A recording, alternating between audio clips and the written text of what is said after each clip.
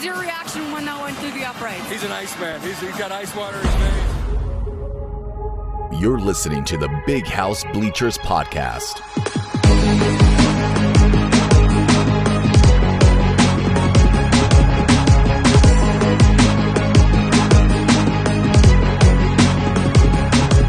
Welcome to episode 8 of the Big House Bleachers Podcast.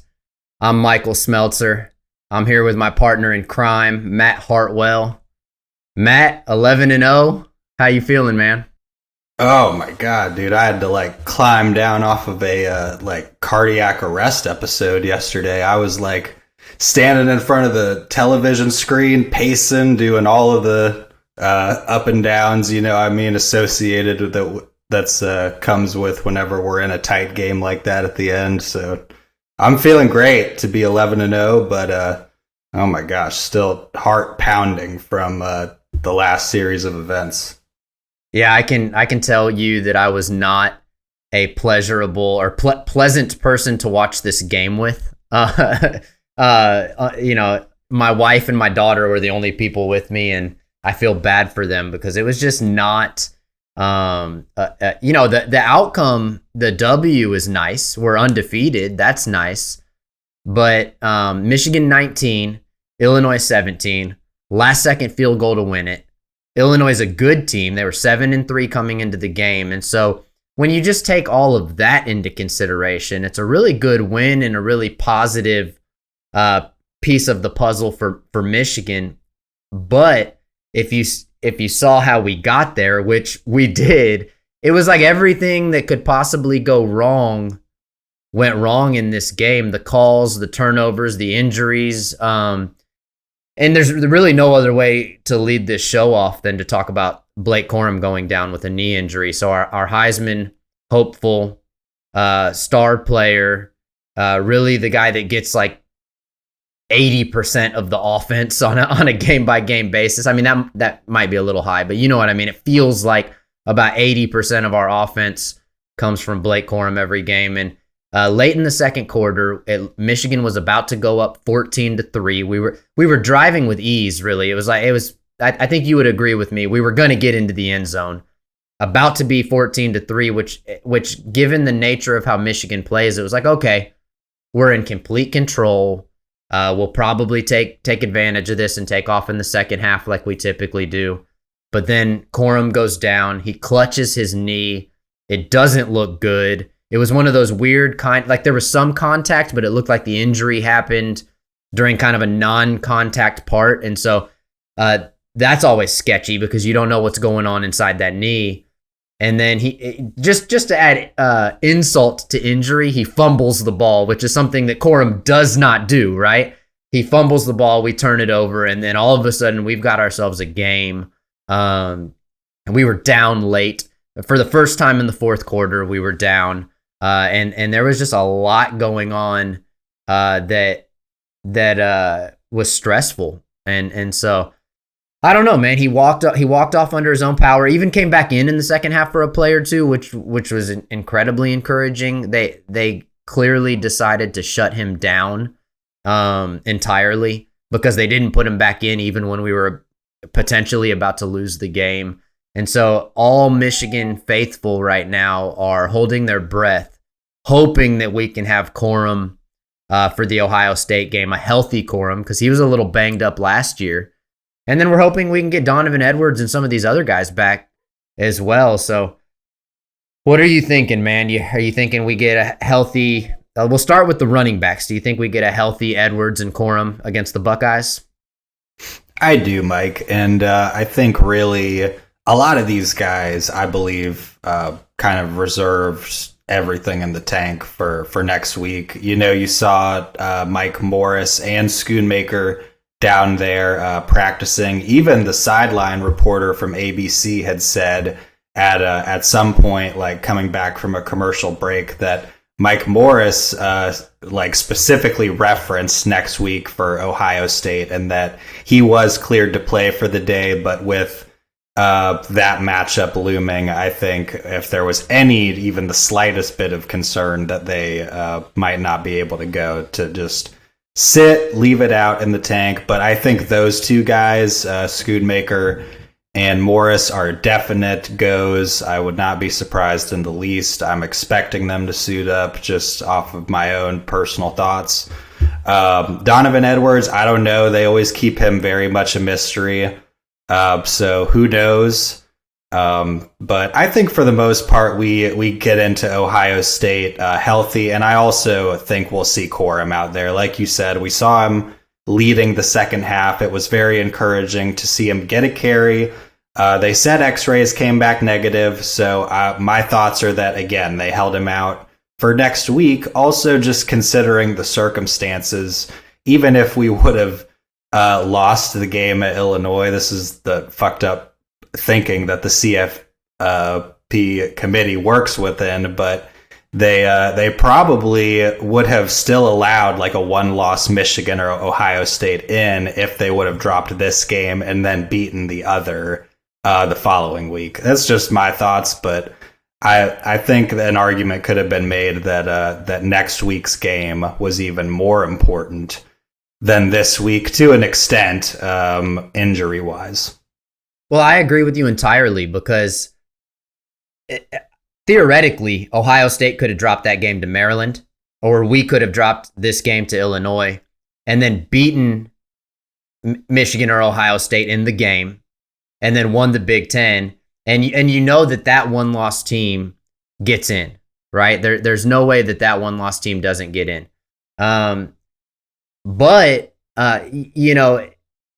there's a lot of scenarios where the loser of this game could get in, right? And that's where the way that we showed up against Illinois and the way that Ohio State showed up against Maryland might come into play. We're going to get into the national landscape a little bit and what that means. We had a lot of close games. If there's anything to hang our hat on as Michigan fans, is we were not the only team that looked like they were struggling this week. And we came out with a W, thank God. Not everybody did. We'll talk about that. But you just back on the injuries, you mentioned, Mike Morris was out, Donovan Edwards was out, Luke Schoonmaker was out, and Trevor Keegan was out. Schoonmaker and Morris, I agree. They were there, they were dressed, they were ready to go. It kind of seemed like they could have played had we needed them. But they just, we did need them, but we kept them out anyway. But you could see Mike Morris in the post-game interview jumping around, smiling, in uniform. Like, that doesn't strike me as a guy that's going to miss the Ohio State game. You know what I mean? And Schoonmaker, as valuable as he is, Colston Loveland came in and looked pretty damn good. Like, the future is bright at the tight end position. Mike Morris being out, that was huge because we could not get to the quarterback. We could not get. And Illinois is like, it's a Brett Bielema team, right? Like, this is not the Illinois of old. This is more like playing Wisconsin, right? Like, they got the big uglies, offensive line, defensive line. But man, Mike Morris being out made it impossible for us to do anything, which I was surprised about. Illinois' front line appears to be actually better than Ohio State's. And so heading into next week, I think guys like Iabioki, we saw Mason Graham had a little bit of success against Illinois, especially in the first half. I think we're going to see those guys have some success. But before we get to the game balls, you and I are gonna hand out 3 game balls each. I want to touch base on the offensive play calling, right? Because we've gotten to a point as Michigan fans and people watching the game that have a vested interest in Michigan where it's almost gotten ridiculous, right? Like the running up the middle on 3rd and 7, 8, 9, the Corum and Edwards going out and then just saying, okay, we've got all this talent all over our field, and what's our game plan that we came out with? It was like, we're just gonna run the whole offense through CJ Stokes. Like, and I got nothing against CJ Stokes. The dude's a stud. But why the hell would you? I get the idea of we've got a good offensive line. This is who we are. It's our identity. Next man up, and we're just gonna do what we do. But like, come on, man. Like we got JJ McCarthy, who has been up and down, but has a very high ceiling.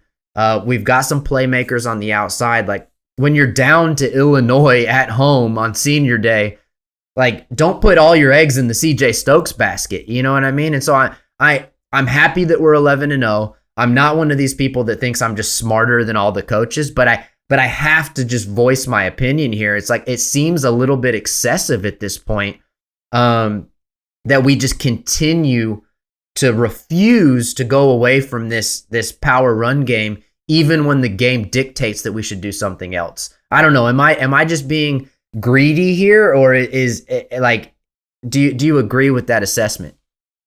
No, I absolutely agree with that assessment. And I was right there with you in my frustration tier for continuing to just try to pound the rock with CJ Stokes. And poor CJ Stokes, man, was just getting lit up by Witherspoon on Illinois. Just a running back spy type play, because they knew that all we were doing was continuing to try to pound the rock with this third string running back. And it just was not working. And like, I felt bad for CJ Stokes, them trying to give him Blake Corum type carries and a workload when he's not the guy for that at this stage in his career. He's not the guy to run the offense through. I mean, Blake Corum is a Heisman candidate for good reason. It's not only because of the offensive line. You know what I mean? So it was definitely the opportunity to kind of open it up a little bit with the offensive play calling.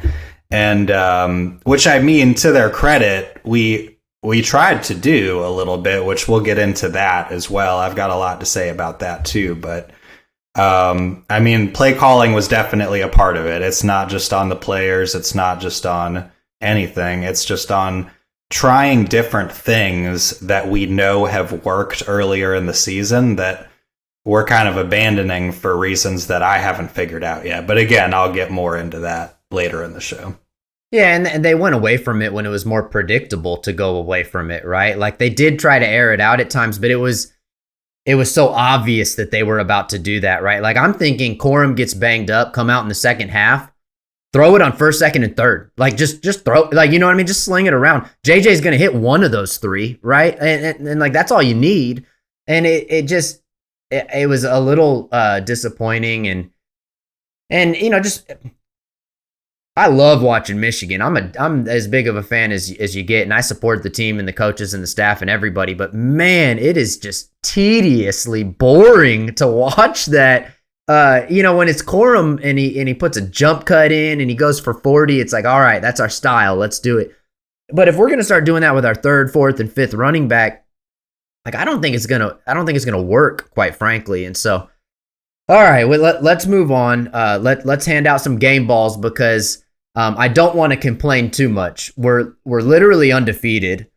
We're back-to-back 11-win seasons for the first time since 02 and 03. And that's 1902 and 1903. Thought I'd slide that in there. And so it's great to be a Michigan Wolverine right now. I mean, it really is. And so let's hand out some game balls. I'll let you do the honors and get started. Who is your first game ball for the win over Illinois? Well, my first game ball, Mike, is obviously, without a doubt, Jake fucking Moody, the man himself on senior day. I'm just like so happy. I'm like right up here for Jake Moody because 4 for 4 on the day. You know what I mean? In a windy environment, didn't phase him one bit, right down the middle every single time. If there was one thing I was confident in going into any of those shenanigans from yesterday, it was that Jake Moody was going to hit that game winner at the end of the game. But, I mean, that was my first game ball without a doubt. Just incredible effort from him. And on senior day, I don't know if you saw any of the clips on social media, but you could tell that for him to be in the big house for the last time, it meant a lot to him. So seeing that clip posted by Michigan Football the day before and then getting to see him hit that game winner in the big house on senior day and then run into the locker room and get mauled by all of his fellow players, I felt like up here for that guy. I'll give you one hint who my first game ball is going for. He's an Iceman. He's got ice water in his veins. Jake Money Moody. I mean, there's just no way you're gonna give a game ball away in this game and not give it to Jake Moody. I mean, I forget. I'll probably misquote this, but I believe he just became the leading field goal kicker in Michigan history. I think in this game he either surpassed or tied to become the most field goals in Michigan history. And he's just been such an asset to have. I remember when we had Quinn Nordine and Jake Moody. I think it was his freshman year, and we would kind of go back and forth. And then he emerged his sophomore year as the guy, and then the Lou Groza Award winner his junior season. And now he's making kicks that are just keeping us alive. And he's had these 4 or 5 field goal performances, and I wish he didn't have those, quite frankly. I wish all we saw from him was extra points, but because the offense has gotten slowed down and stopped in the red zone, Jake Moody kills it. He's our second ever double game ball on the Big House Bleachers podcast. Corum got 2 of them last week. Moody gets 2 of them this week. Hit me with your second game ball. I'm going to hit you with my second, but also I'm just not even going to be surprised, Mike, if all of our game balls are just the same people, just because this game was one of those back and forth slugfests where like there wasn't any real standout superstars, but there was a few. And the second one that I'm going to give my mine to is Colston Loveland. Just again, rock solid in Schoonmaker's absence. Not only for reeling in the key catches that he needed to make, but also he got that key little push or whatever you want to call it on Illinois that allowed Isaiah Gash to convert on 4th down. Don't fucking know what Isaiah Gash was doing in there on that critical play call in that scenario. But redemption for him, he did amazing converting on that. But Colston Loveland picked up a key little block after picking up initial contact from the Illinois defender right there that allowed that whole thing to happen. So Colston Loveland, great game. They're asking a lot of him this year, and he's doing great. We're not talking about that block, Matt. We're not going to talk about that block because Illinois fans are complaining that was a little pick pass there. And, fuck them! It's totally illegal. And they need to talk to Braylon Edwards in the comments of wherever I saw him on Twitter. He knows his shit. Yeah. Well, I tell you what, we're not going to have all 3 of the same game balls here. So my second game ball, it is going to go to JJ McCarthy. And the reason I'm giving it to JJ McCarthy is you look at the stat line, nothing special, right? He actually struggled quite a bit. I mean, he's been up and down kind of all season, and a lot of that's the receivers' fault. It's been well documented on this podcast how the receivers have played a role in that. But I mean, he's missed some guys too. He missed Colston Loveland on that obvious touchdown late in the game. That was one of the worst throws we've seen out of JJ so far. But the reason JJ gets a game ball is very simple. Leadership, right? He stayed connected to the game. He was calm, cool, collective. He led the team, got us in position to get that field goal that we needed. And in my opinion, JJ has a very, very bright championship-ridden future in college and probably in the NFL because of his mentality and because of his leadership skills. And so JJ gets my second game ball. Excellent choice. I thought I was angry at JJ a little bit in this game. He had some costly mistakes, but that dude is just like, that's my quarterback. You know, he's a warrior. He got down there like on that first series on the big Corum run, picked up a huge block and, or whatever you want to call it. He got in that dude's way and he got laid out in the process, but there's not many quarterbacks that you see that are willing to get down and dirty for their football team. He made a couple key overlooks on Colston Loveland, back-to-back plays. Isaiah Gash ended up not catching one of them, and I was pretty upset about that. It seemed pretty obvious. There were also a few other receivers. He just needs to get better at recognizing what's in front of him and his awareness on the field. But if he can narrow that down, he's got the ability to be an elite quarterback in college football.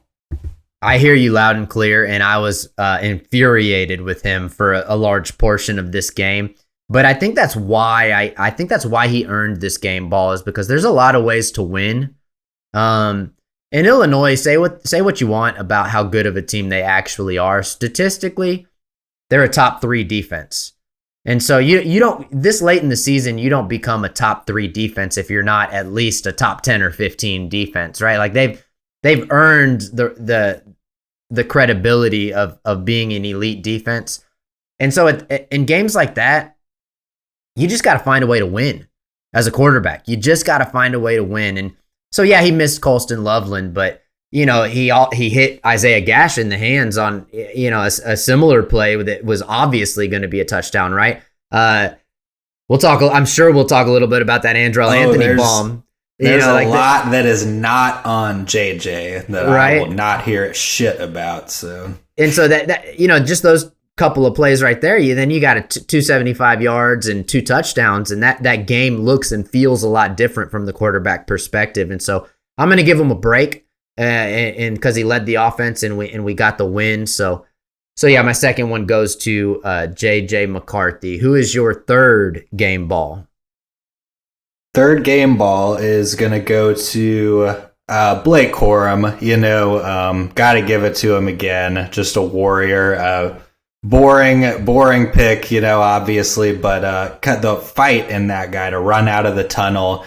Michigan Nation was like on edge after that injury, above all else, I think everyone just really wanted to know that he was all right. So to see him rack up like over 150 all-purpose yards or whatever it was, because he did have a good reception for like 20-something odd yards, and then rushed for over 100 before going down in the second quarter.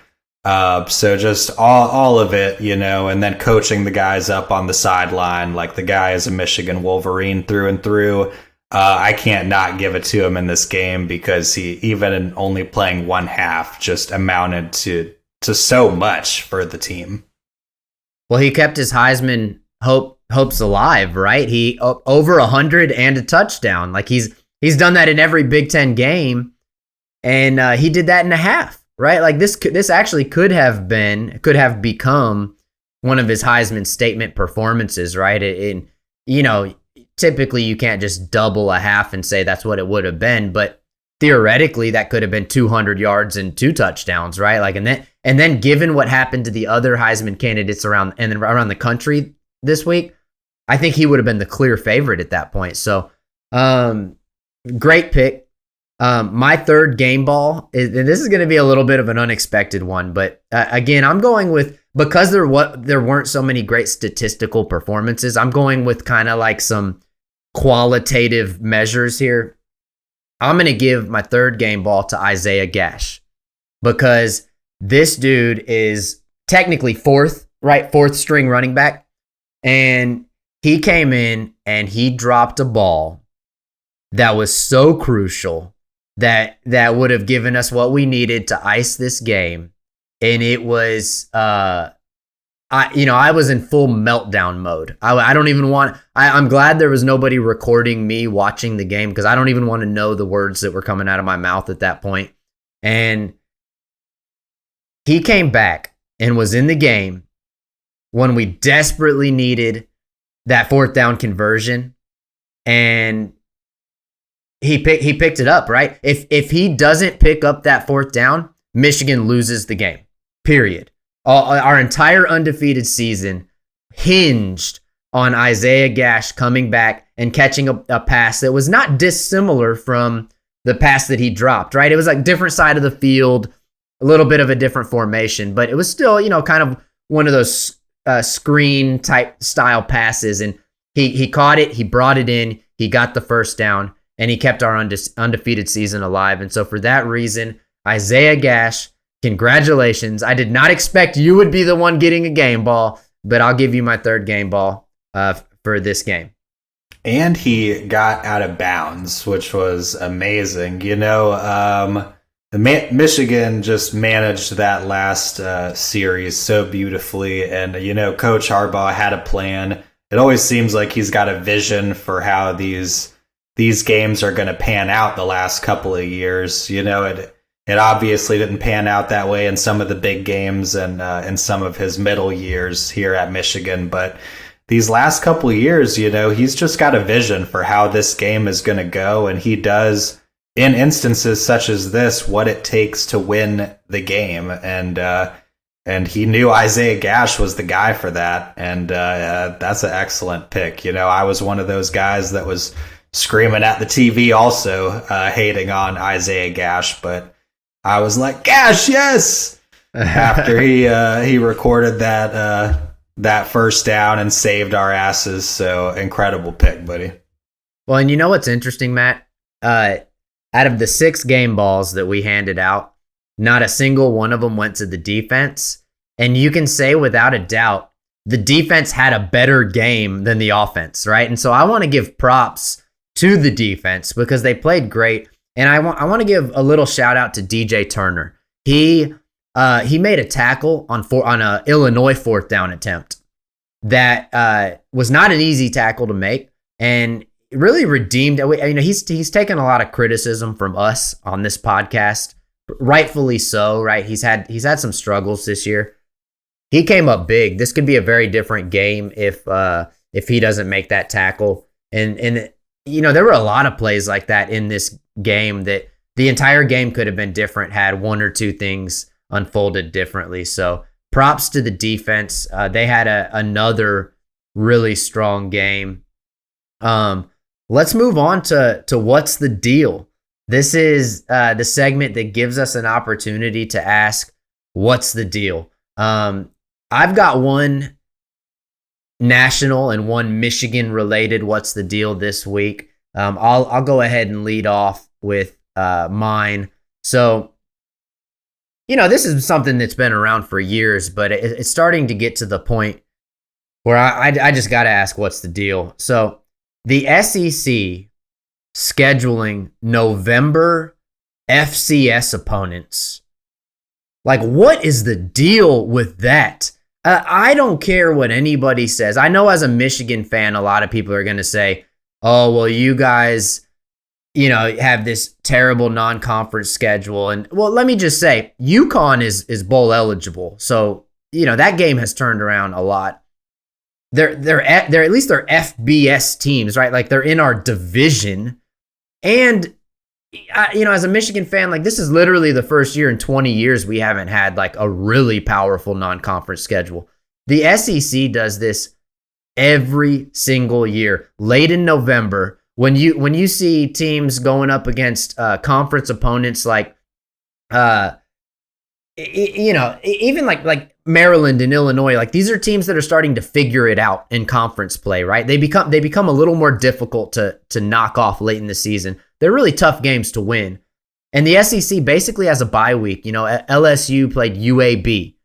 Alabama played Austin P, right? And these are teams that like everybody's fighting to get into the playoff. And those are the matchups that they're playing late in November. Like, what is the deal with that?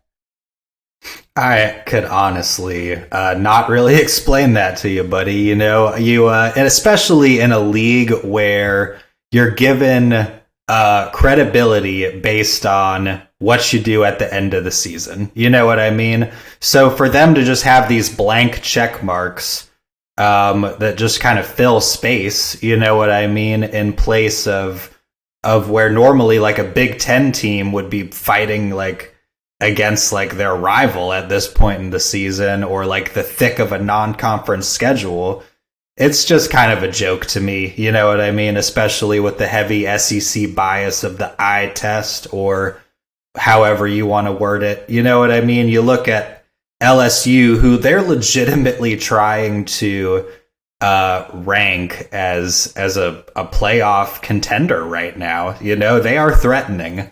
So I would not be surprised to see them slide in over a Big Ten team, but who knows, man? It's just become a joke, that SEC schedule in the second half of the year, and I don't know.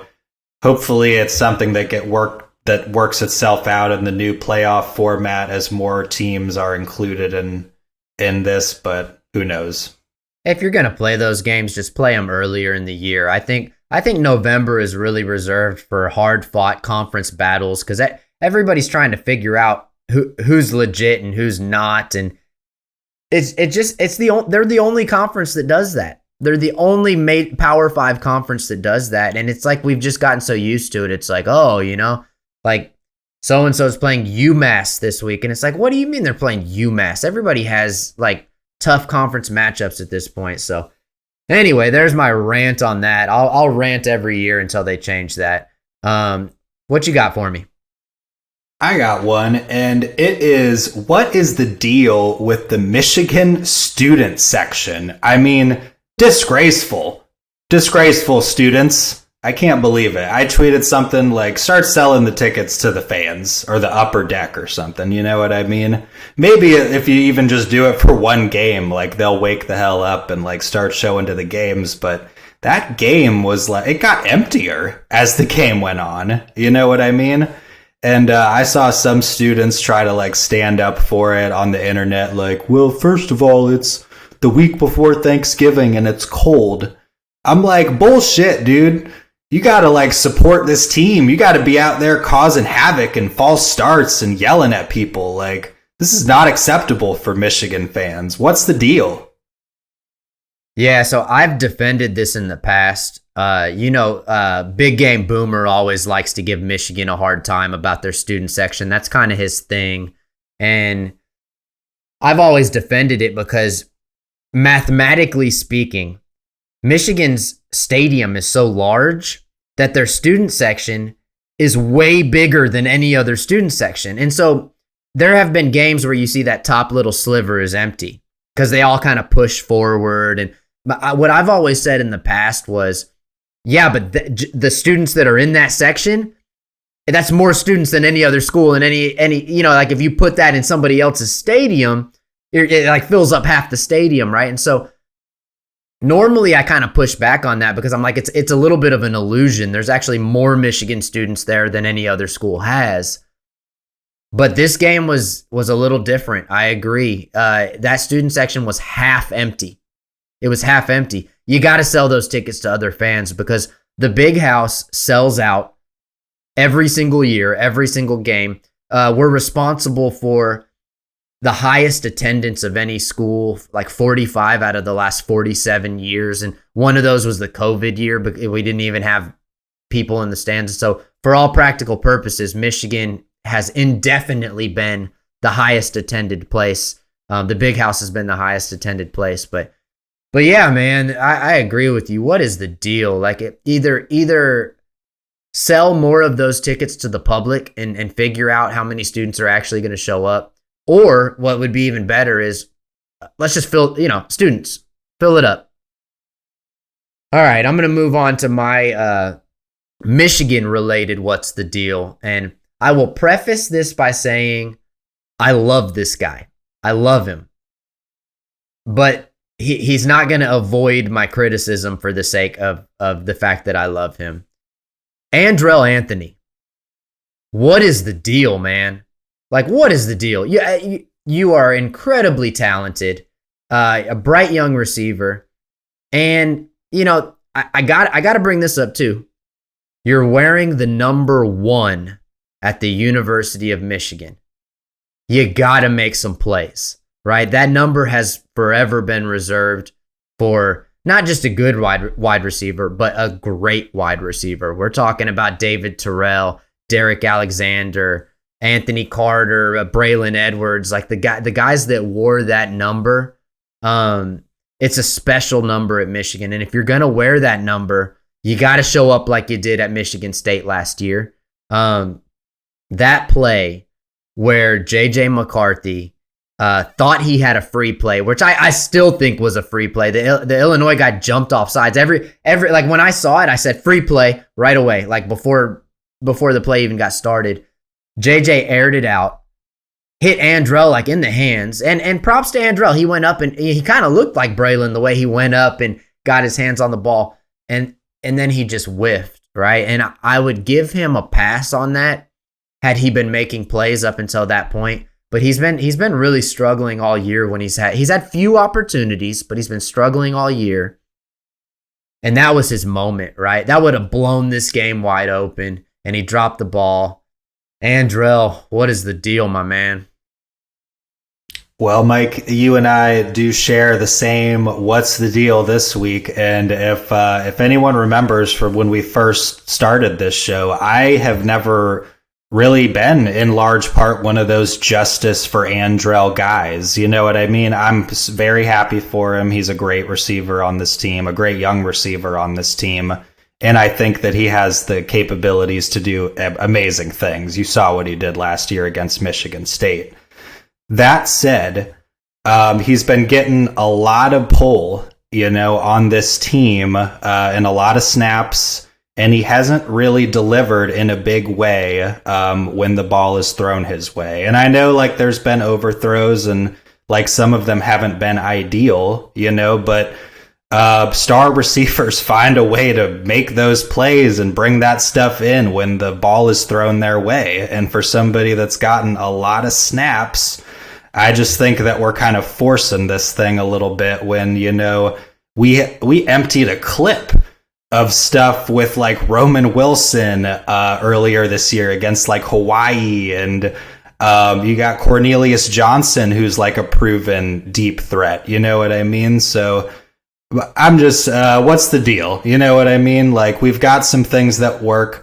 We've got some things that don't work. So let's stop forcing the things that don't work and start doing more of the things that do work. It's that simple.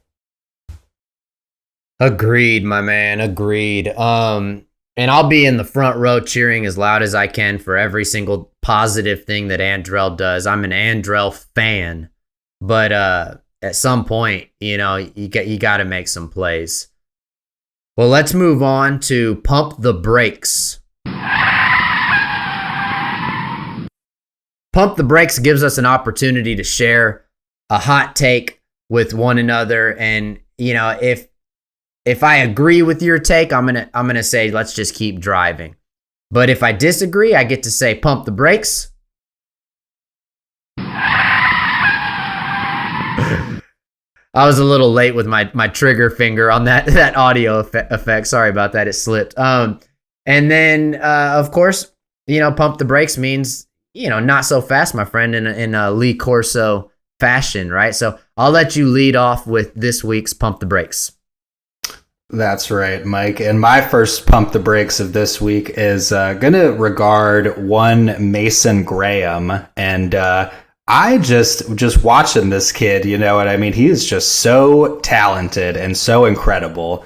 And I think he has the ability to be as good or better than a Mo Hurst level talent. So I want to know if some of the other Michigan fans are pumping the brakes with me on that, or if they're feeling the same way. So let me get this clear because of the way you framed it. I want to make sure I know what you're saying here. Are you just saying Mason Graham's a badass and should start and will be as good as Mo Hurst?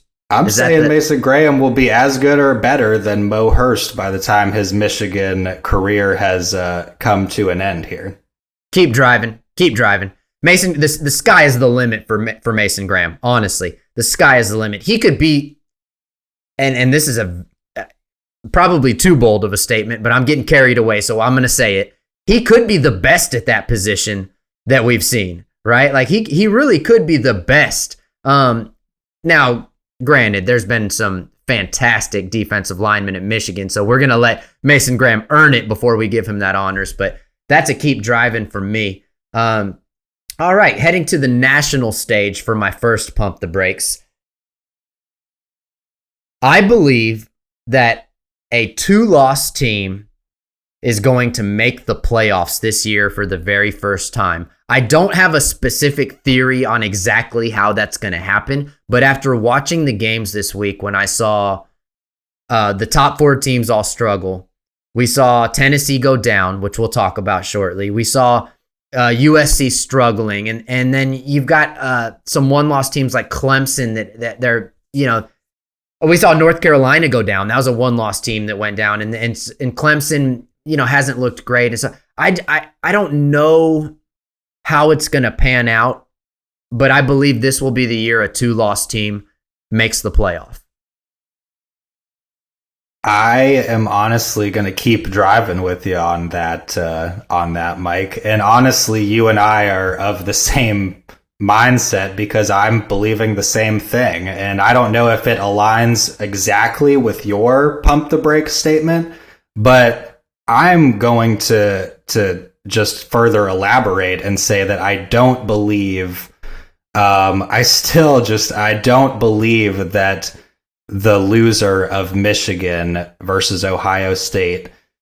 Let me rephrase. I believe that the loser of Michigan, Ohio State, if it's Ohio State, gets into the college football playoff. I do not believe that a one-loss Michigan will be granted a spot in the college football playoff, despite the fact that I do believe that they heavily deserve it, regardless of a loss at Ohio State.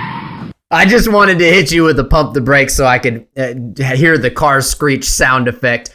You said a lot of things there, so let me clarify what I'm pumping the brakes on.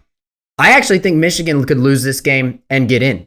And I didn't think that last week, but something about the way this week looked, I was like, okay, like there's a lot going on. So TCU could lose to Kansas State in the Big 12 championship game, right? Clemson could lose to North Carolina. We've got teams like LSU and Alabama that are 2-loss teams. LSU could easily get a 3rd loss. Bama's not even going to play for a championship. That's a 2-loss team. USC the thing about USC is they don't have a defense, and we saw what happened to Tennessee. Tennessee and USC have a lot of similarities, in my opinion. And Tennessee can beat anybody, right? Because of the way they play offense. USC is the same way. They could beat anybody. They could kind of lose to anybody too, right? Because they don't have a defense. And we saw that with Tennessee. Spencer Rattler got a little hot with South Carolina. And Tennessee got blown out. I think we could see that happen to USC. So now you're looking at Tennessee's got 2 losses. LSU's got 2 or 3 losses. Bama's got 2, but they haven't looked great. Clemson could have 2. TCU could have 2. So you got all these situations where it's like, if Michigan comes up and let's say they lose by single digits on the road against Ohio State, and they don't look bad, they look good, right? Like it's one of those games where you can tell like, oh, both of these teams are good. Michigan could get into the playoff for sure. They could. I highly agree with you though that Ohio State is much more likely. I've even said that on the pod before, right? Is that they're going to give Ohio State the benefit of the doubt because of the style of offense that they play.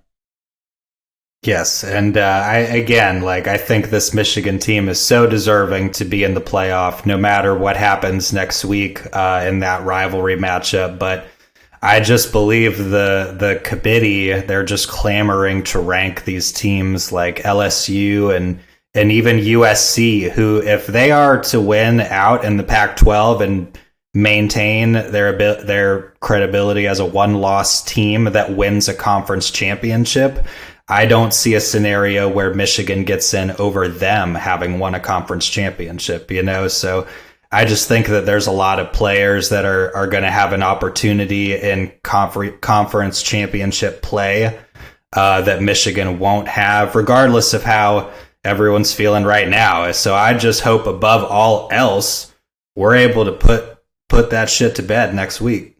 Well, and I think the reason I think that it's possible for Michigan and Ohio State to both get in, and maybe even probable, is because we always think like what you just said is an astute observation, right? Like I agree with it. Like a conference champion USC probably gets ranked above the loser of that game, but there might be 2 spots available, right? There, not just one, there might be 2, because if TCU does go down, if Clemson doesn't make a good argument to get in, if LSU is a 3-loss team, then all of a sudden you could have Georgia, the winner of the Michigan-Ohio State game, USC, or like insert, right? If USC loses, that insert like TCU, right? Like, and then you could also have the loser of the Michigan-Ohio State game. So we could drive ourselves crazy with these scenarios. So much that can happen. It's just mind-boggling. You can really wrap this up by just saying, just beat Ohio State, right? Just beat Ohio State.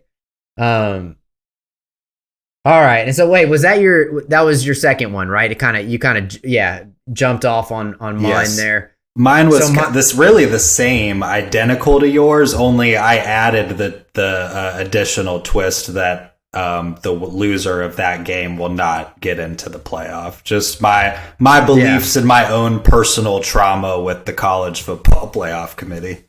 I mean, they're going to try to keep us out. I agree with that, or try to keep the Buckeyes out. But it's just like, at a certain point, if these SEC teams have 3 losses, like LSU has 3 losses, like you can't put a team like that in. So Bama is just sitting there, the love child of the committee with 2 losses, and so I'm hoping that Bama doesn't sneak in over a 1-loss Michigan or Ohio State, but we'll see about that. So my final pump the brakes take here is, I believe that Ronnie Bell is going to be the player of the game against Ohio State. Oh, I love it. But I'm going to pump the brakes. Give me the sound. I love it. I mean, and it all just really depends on what your perception of player of the game means, because I do believe he has all the capability to go out there and like make a Braylon Edwards type like game winning like moment. But I just don't see it, with the offense being what it is. I think it'll just be a heavy dose of the run game, and that's just what we've become accustomed to seeing. But I do, I'll leave a slight bit on the brakes there for a Ronnie Bell spectacular moment that will be on a poster one day. Fair enough. You can love it and disagree with it. I mean, I think that's fair, right? It's like we would all be happy if that were the case, but I think that's why I chose this, is because it is kind of a hot take based on the fact that a wide receiver on Michigan is not, necessarily the highest profile position right now. And for me, it's that we talk a lot about numbers and statistics and yards and touchdowns and wins, but really we watch these games for the narratives, right? The stories. It's not really about the numbers. We use the numbers to tell the story. And to me, on Michigan, there's no better story this year than Ronnie Bell, right? He comes out and shows that he's a spectacular player in the first game of the season last year, blows his ACL, and has to fight all the way back. Comes back this year and just, we've talked about it, right? Even on a team that hasn't had a lot of magic through the air, Ronnie Bell still manages to do something magical every game, and he comes up, as a big impact player.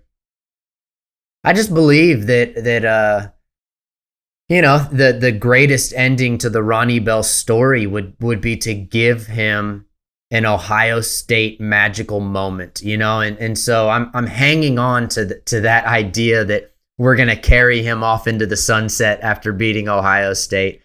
So I'll be happy either way if we just win the game. And I know Ronnie Bell would feel the same way. And he might be the one that throws a block, right, that opens up the play that wins the game, the way that he blocks. But I just have a little feeling he's going to do something special. And honestly, I'm glad you mentioned him again, because we're almost doing him a disservice in not referencing that amazing punt return. I was such a fan when they threw him in at punt return, because it got us down the field in a way that our offense was not getting us down the field, for one thing. So he picked up a lot of yards on that. I was just a huge fan. His ability to break the tackle is just huge. Racked up some receiving yards as always, and that huge punt return. So I wouldn't be surprised to see a game like that from him at the very least next week. Yeah, and we don't know the health of AJ Henning, and so he might be back there returning kicks or returning punts against Ohio State. And yeah, that's a little bit of the poetic justice of the whole Ronnie Bell saga too, is he got hurt on a punt return, right? So seeing him back there doing that again, making plays, has been special. Around the conference in the Big Ten, we're getting to the point in the season where there's very few games that actually matter to us, right? At this point, Ohio State versus Michigan is all that matters. We saw Ohio State. Well, I shouldn't say that's all that matters. There's one other team that's helping us out here, but Ohio State damn near lost to Maryland. It was a 3-point game it was a 3-point game. They pushed it to 6 points with a field goal. Maryland had an opportunity. Actually, they had the ball, and if they would have scored and got the extra point, they would have won that game. Which is exactly what we wanted to see. We wanted to see Ohio State struggle, have a long, hard-fought game, but win. And in my opinion, I almost never root for Ohio State to win, but given the circumstances of what the game means next week, I think them winning just helps us out. And then,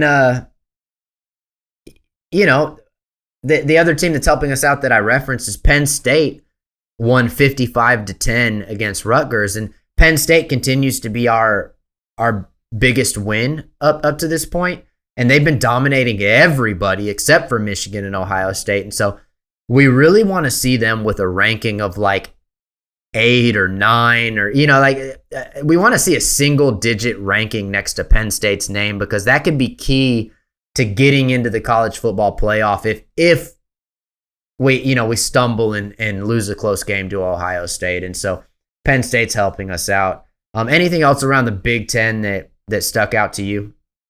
Well, 2 thoughts on the 2 teams that you just mentioned. I watched the Ohio State and Maryland game all the way through, which I don't typically do. I'm usually just like a diehard Michigan fan. You know what I mean? They're the only games that I can usually watch all the way through, unless there's like some huge repercussions as a result of the game. But I thought it was a great back and forth game. Credit to Talia Tagovailoa. He just did amazing lighting up the Buckeyes. Showed a lot of vulnerabilities, but also a big thing I took away from that is that supposed third string running back on the Buckeyes is very good, and that'll be a guy that they need to watch film on. I think he racked up like 140 yards, 2 touchdowns if I'm not mistaken, but he was a threat. So I know he'll be one that there's not a lot of tape on that Michigan will be paying close attention to over the next week. And then Penn State, I'm just glad that that's a team that we don't have to play again, because they are just peaking on all cylinders, just keeping all of their high clout alive for a good finishing spot in a New Year's Six bowl, hopefully, or something like that. But they are fighting hard and just proven that they are dominating every team aside from Michigan and Ohio State. And also, look at Michigan State losing terribly to Indiana. I couldn't get away from not talking about that. So, like right now, I'm a horseshit football coach right now. He is a horseshit football coach, isn't he? I mean, just look at it. It's just a terrible record, terrible display of football this year, and terrible sportsmanship. I got nothing good to say about him, and hopefully they make some changes in the offseason. Yeah, I mean, I don't even know what their record is right now, but they got to have 6 or 7 losses, right? Like, I've just based on what I've seen. It was so nice to see them blow that lead to Indiana. That was beautiful. And then, the other point to kind of note is I think Iowa's going to find their way back into the Big Ten championship game. I'm starting to feel like Iowa is, and that's wild to me. They knocked off Minnesota 13-10. The Big Ten West is like, you need like a whiteboard and like a mathematician to even figure out like how the Big Ten West is going to shake out. I remember there's a point coming into this week where none of them controlled their own destiny, but like 5 of them could still win the division. But I just think that Iowa's going to get back there. So that's just something that's there. Around the country, I think the biggest thing that happened story-wise is Tennessee got exposed. And theoretically, that should degrade it should have a trickle-down effect, right? Because everybody was talking about Tennessee. After Tennessee beat Bama, they got credit for that strength, and they moved up, and LSU and Georgia and everybody. There's these tiers of wins and losses, and then you see it. South Carolina was not on anybody's radar as a special team, right? In fact, you could put South Carolina. People on ESPN aren't going to do this, but I think it's fair to say South Carolina's in the same category as a Maryland or an Illinois, right? They're kind of a middle of the conference good team. This is an example of what can happen when an SEC team is not playing an FCS school in mid-November, right? When you're playing a 6-4 South Carolina, a lot of times these teams get exposed, and Tennessee got exposed. USC almost lost a hard-fought game against UCLA, and I've got some thoughts about the style of play, but let me just get your kind of take on Tennessee and then what's going on nationwide outside of the Big Ten right now. Well, you know that I've been the biggest Tennessee hater this entire season, so I was super happy to see them get lit up by South Carolina. I mean, really not even just so much on their account, but just for the SEC, just because it's the same stuff, that everybody always tries the Big Ten with every year about how like the Big Ten is like how teams will just come out of nowhere and give other teams a hard time. You know what I mean? So it's the same stuff that everybody always picks on the Big Ten about. These sneak from behind teams giving higher level teams problems, and they got exposed. They didn't come out on the positive side of it, much like a Big Ten Ohio State or Michigan that would come out with the win at the end of the game. You know what I mean? They got lit up. They got exposed. The committee will probably slot them somewhere ridiculous to kind of keep their arguments alive, but Tennessee, I think, is done for. I think the thing, you mentioned the committee and where they're going to fall. The thing to keep your eye on is, do they keep Tennessee above Penn State, right? Because that would be, it would be absolutely just tragically wrong based on resume to do that. But if they do, then it just shows you that once again they just refuse to rank a Big Ten team above a similar SEC team, and really they're not even similar, right? Because Penn State is taking care of business every week and playing defense and offense, and their only 2 losses are to Michigan and Ohio State, both top 3 teams. Up until this week, you could say, well, Tennessee's only loss is, to Georgia. And so that was fair, right? Even though they weren't playing defense, it was fair. But now that they've been completely exposed against a mid team, you can't keep them above Penn State. So if you see Tennessee come in at 8 or 9, then the game is just rigged at that point. It's just rigged. But if you see them come in at 12 or 13, then it's like, okay, like they've adjusted, they've done what they should. So that's interesting. And the point the epiphany that I had while I was watching, the Tennessee game late and the USC game late is, let me start this by saying I don't envy their positions. I would much rather be where Michigan is at, undefeated.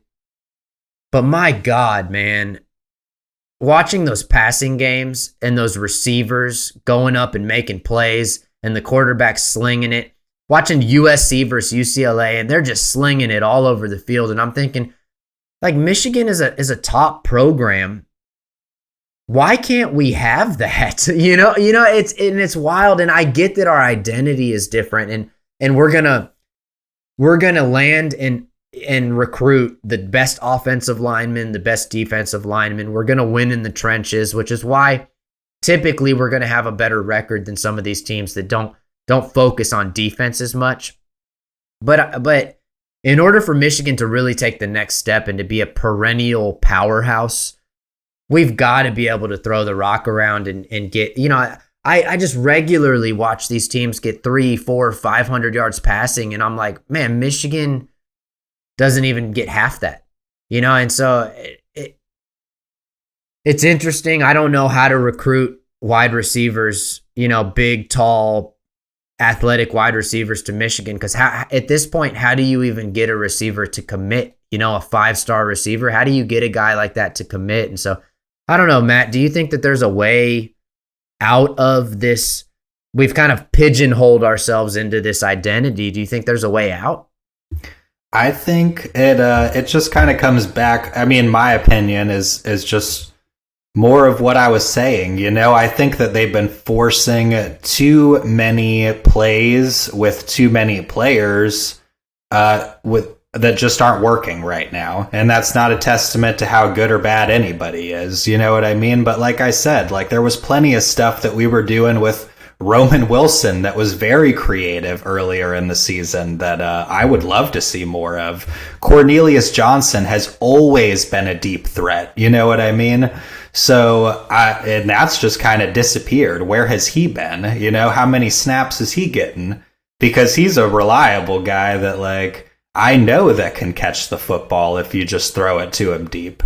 So I think that they might, I don't know if they're just trying to get too cute with it sometimes or what the deal is, but I think that it just kind of comes back down to simplifying it a little bit. You can have a good run game and pound the rock with Corum and Edwards and CJ Stokes all day long, but there's also plenty of meat on the bone, and you heard Ronnie Bell mention this in his post-game clip, that can be had for these receivers. There's plenty of plays that are getting drawn up. It doesn't just have to be running. There's plenty of stuff there for us.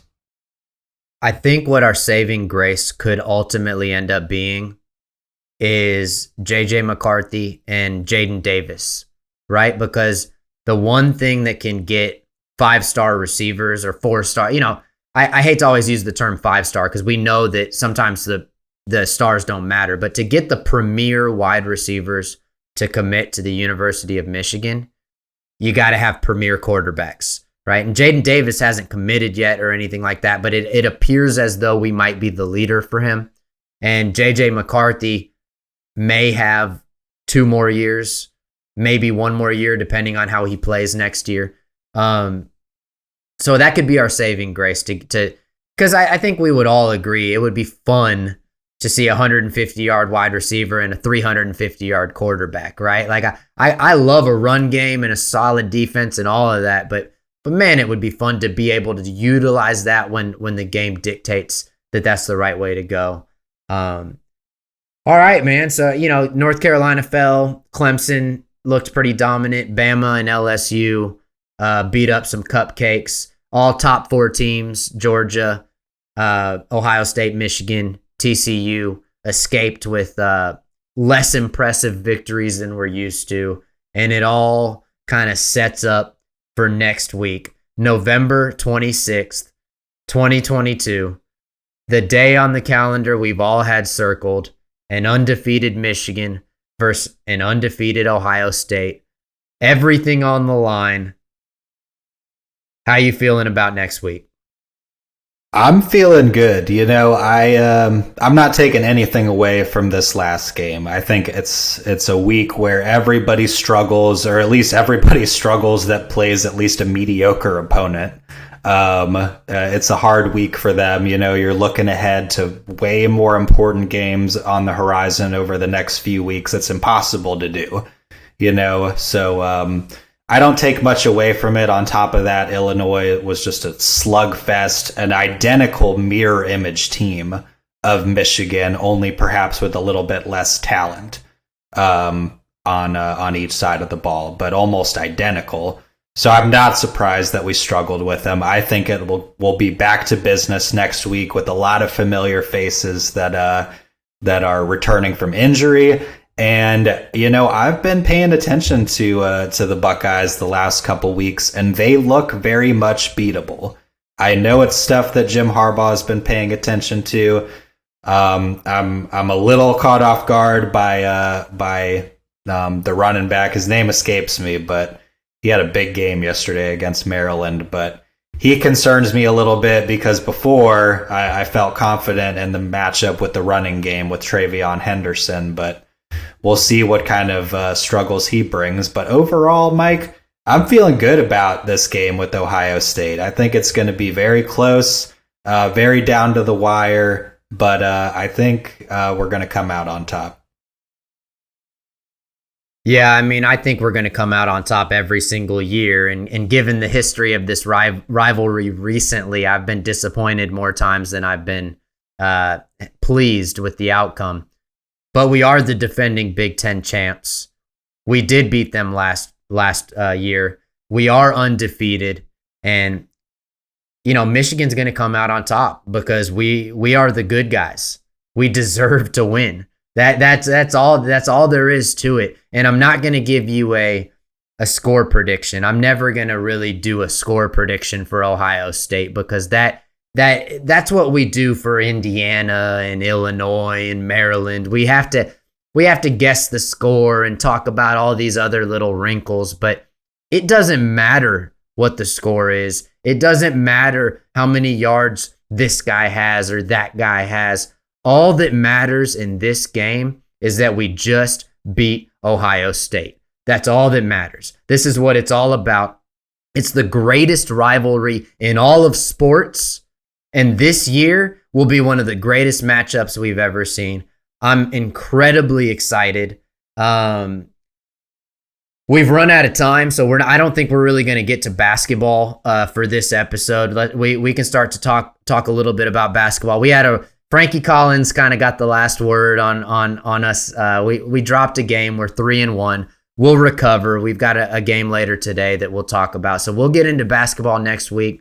My name's Michael Smeltzer. You can follow me on Twitter at Wolverine Cron. You can also get on my website, wolverinechronicle.com. Matt, where can people find you? They can find me on Twitter as well at Maze Crusader or my website where I'm frequently writing content at mazecrusader.com. All right, man. Let's beat these fucking Buckeyes and show them what we're made of. I really hope that next week when you and I get on, we're in a good mood. If not, we might have to just have a little therapy session together for a little while. Thank you, as always, for carving out some time to do the show. It's always a bright spot of my week. And as always, go blue. Go blue.